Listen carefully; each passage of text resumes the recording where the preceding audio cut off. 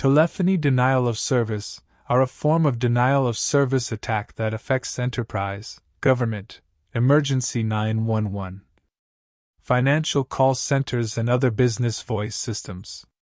It is a significant threat to voice systems and public safety.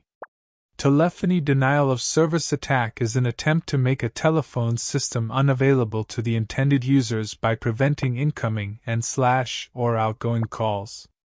The objective is to keep the distraction calls active for as long as possible to overwhelm the victim's telephone system, which may delay or block legitimate calls for service.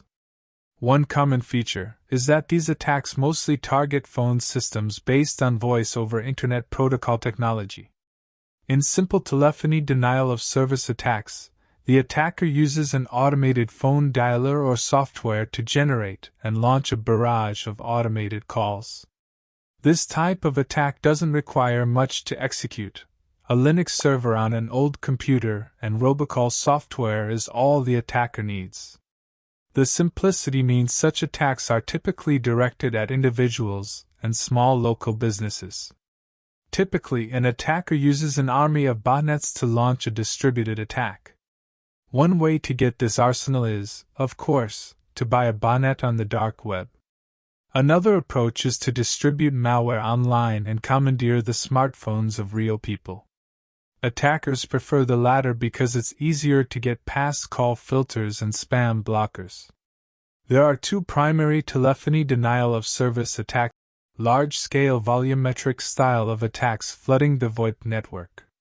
Stealthy style attacks targeting a specific target entity such as CO phone, enterprise, contact center agent, 911 critical service, or an IVR, which is interactive voice response system. Why attacker want to perform telephony denial of service attacks? There are a number of reasons why attackers turn to phone-based denial of service. For instance, hacktivists or social cause-motivated cybercriminals might target municipal services to advance or highlight a political cause. Pure financial gain is another motive. Or fraud. Attackers simultaneously flood a call center or customer service staff with bogus calls. They then launch social engineering attacks against contact center agents. Fraudsters have been able to take advantage of the chaos to steal corporate or customer account information that they will later use to defraud the organization or the customer. Attacks have evolved from manual to automated. Manual telephony denial of service attacks use social networks to encourage individuals to flood a particular number with a calling campaign. An automated attack uses software applications to make tens or hundreds of calls, simultaneously or in rapid succession, to include voice over Internet Protocol and session initiation protocol.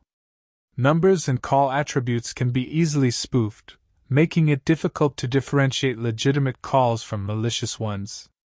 Telephony denial of service attacks could also be used in conjunction with a physical attack, when calls to 911 and other emergency numbers would crest.